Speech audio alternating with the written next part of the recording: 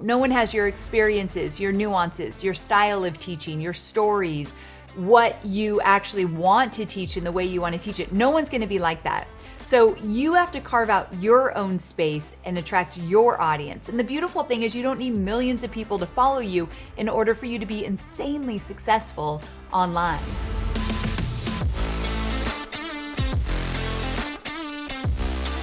Hi, everybody. This is Carolina Millan, and welcome to a new podcast episode. And today I'm very excited to bring you finally a woman entrepreneur. It's been hard to get female guests on the show. I don't know why.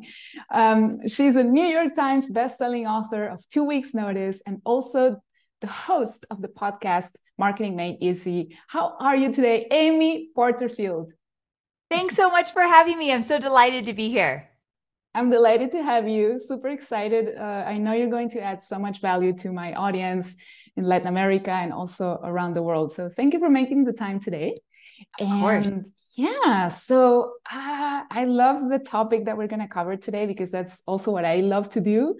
And I really want to get your take on so many things. So let's dive into all the questions I got for you.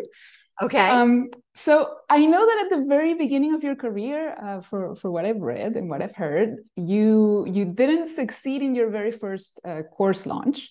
So I want to know what gave you the motivation to try again. I know that you didn't get the results, but you gave it another try, which a lot of people don't do. So what did you learn from that first failure that gave you the impulse to try again, and the tweaks that you made? Yes. So a little bit of backstory. I came from corporate and I had been in corporate for a really long time, my 9-to-5 job.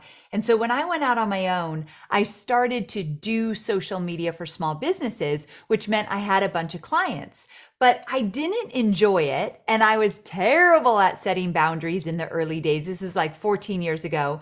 And so I had all these clients with crazy expectations of what I could do for them, and I was miserable. So about 1 year in, I thought, I've got to change my business model. This one-on-one work, service-based work, there's only so much money I can make. There's only so much time in the day, and it's just me. So this just isn't working. I thought being an entrepreneur, I'd feel a lot more freedom and flexibility, and I had zero of that.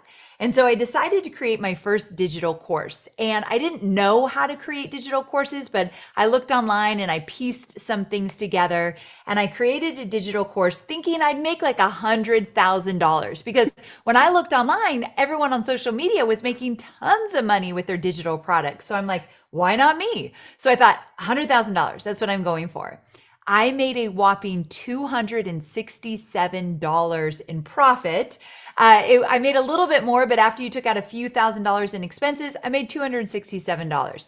The worst part about that is the product was $297. I didn't even make enough to cover the first one unit. I was devastated.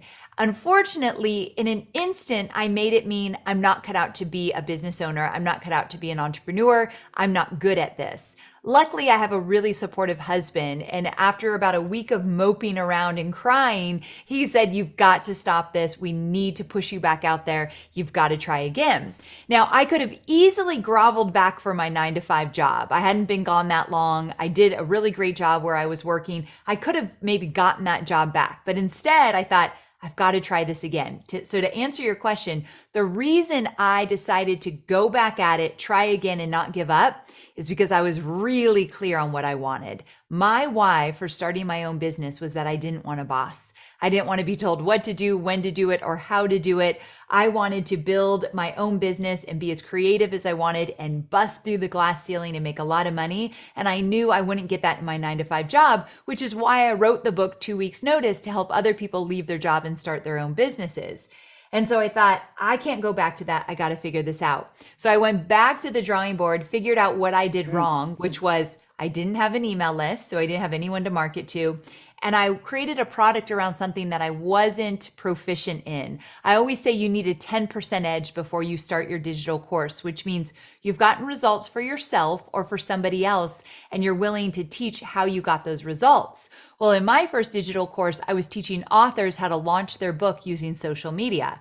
I knew social media well. I had never authored or promoted a book. And so You I got shouldn't have been teaching that. So I didn't have a 10% edge. So that was another reason I had no confidence when I sold it. So anyway, I went back to the drawing board, created a course around something I was an expert in, social media in general. And that one started to take off. And so I started to say, okay, I have some traction here. I'm going to keep doing this.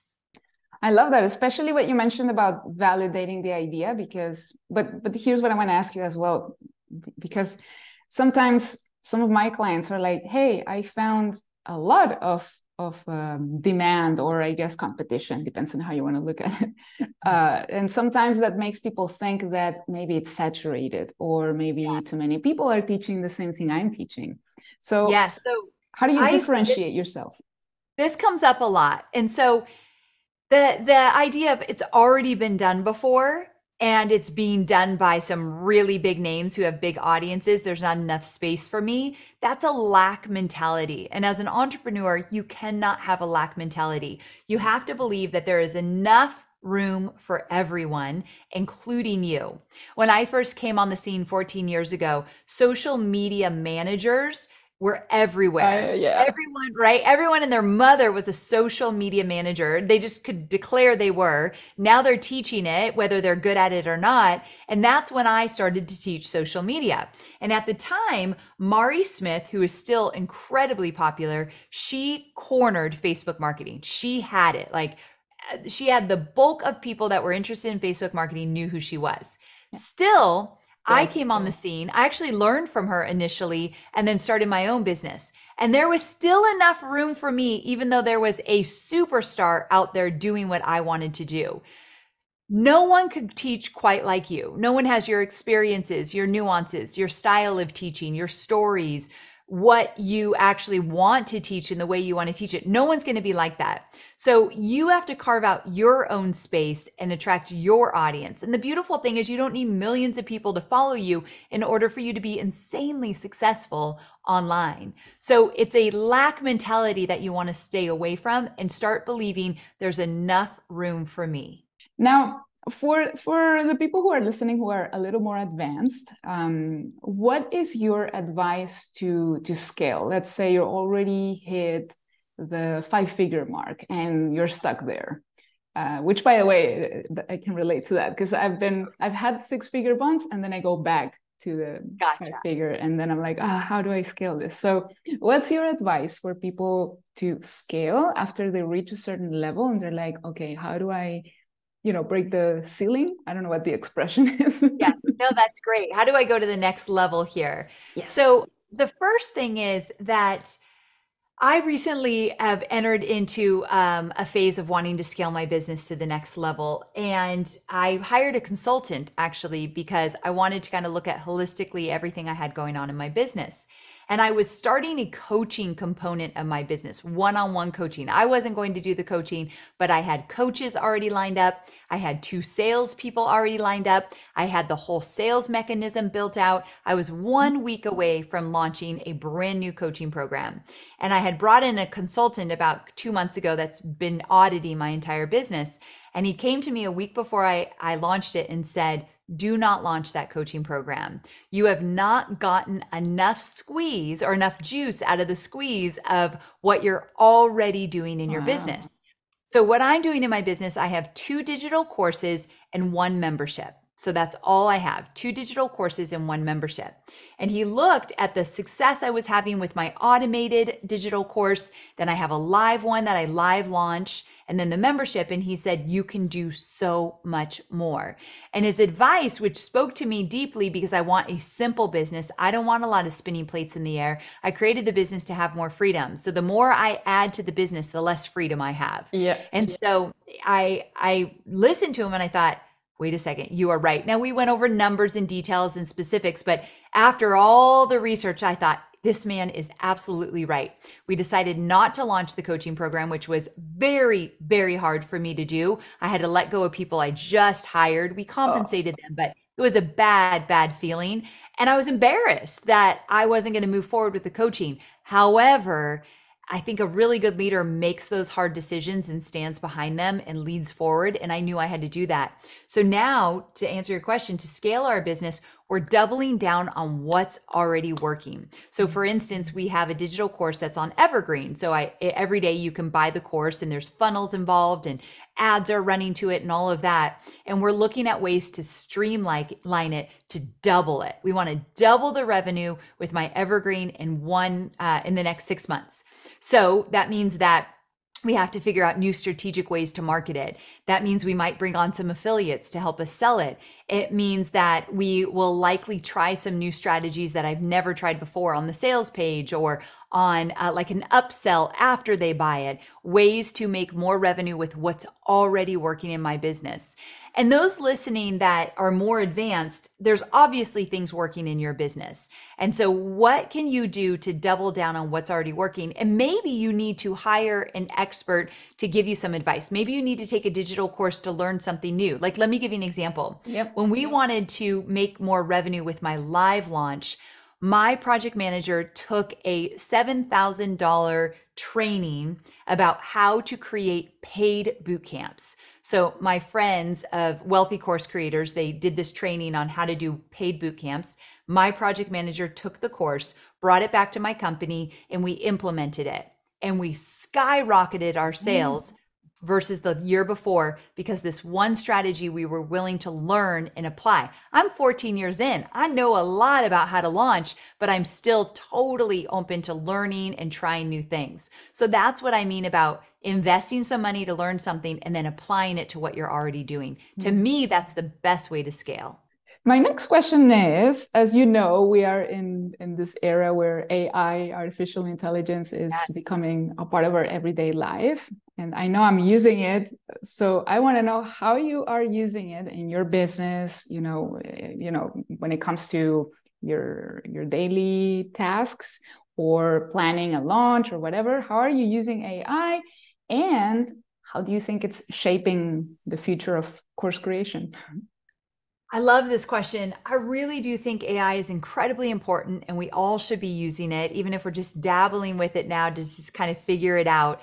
Every department in my company uses it and I encourage it. I hate to say this because I don't like FOMO, fear of missing out, but I do think we're going to be left behind if we don't start to embrace it and also find ways that our students can use it.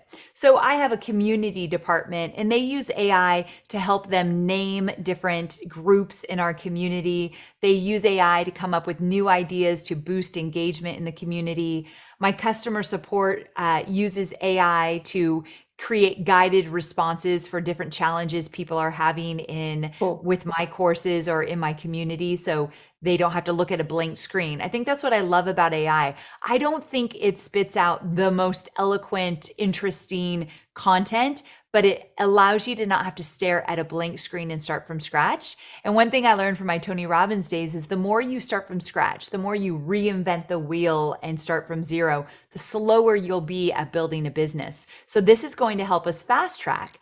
Now, for digital courses specifically, I want you to look at AI as your digital course creation assistant.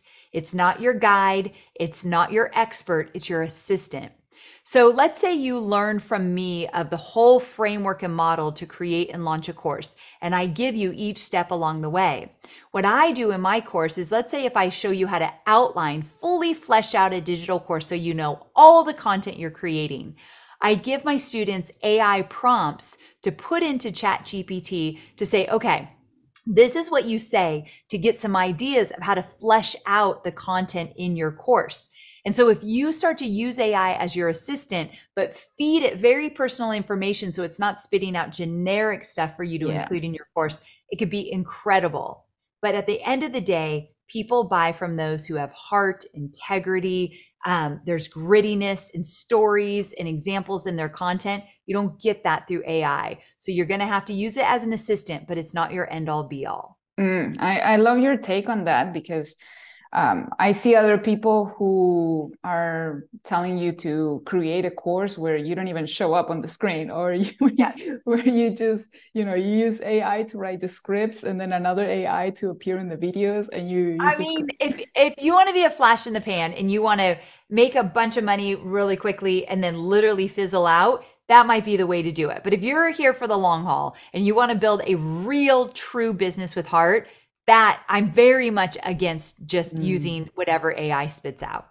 I'm 100% with you. I think we Yeah. can use it in our favor to save time, Yes. and it can be super helpful. But yeah, Very. yeah, I still want to be in front of the camera and do the talking. Well, you're really good in front of the camera and you really shine. So I'm Oh, so glad that you like to do that. thank you. Thank you. Now, I know we're running out of time, so a couple last questions.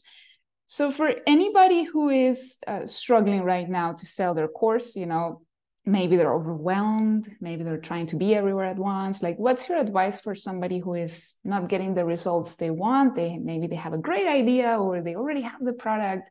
What's your advice to get that up and running if you're struggling? If you're struggling to sell your course, it's likely has nothing to do with your course. So let's take off the table, this is not the right course, or I'm not a good teacher, or anything like that. It's typically two things. Number one, your audience. You don't have a big enough audience. And even if you do have a few hundred people or thousand on your email list, somehow or another, they're not engaged with you. Focus on engaging with your audience, and social media is not enough. You've got to get these people on your email list and nurturing them every single week with valuable content. That's why we talked about earlier, creating original content will set you up as the go-to expert and give you that know, like, and trust factor that you need to sell online. So look at your content creation, and are you growing your list, and do you have a viable audience? That's usually the number one reason you're not selling more courses. And then number two is your messaging. Are you hitting the pain points or desires? When you talk about it, are you talking about the modules, the PDFs, the lessons, the trainings? Or are you talking about what this will do for you, how your life will change, how your job will change, or how it will transform a relationship, the end game, the future pacing? Create a beautiful picture of what's possible when they go through your course. Change that messaging. That changes everything in the selling game. I love that. And talking about future pacing, where do you see the future or the near future, maybe the next 5 years of the online education space? Do you see more opportunity? Where do you see it going? I mean, I know I'm biased because this is the world I live in, but I see it only getting better, more sophisticated, more efficient.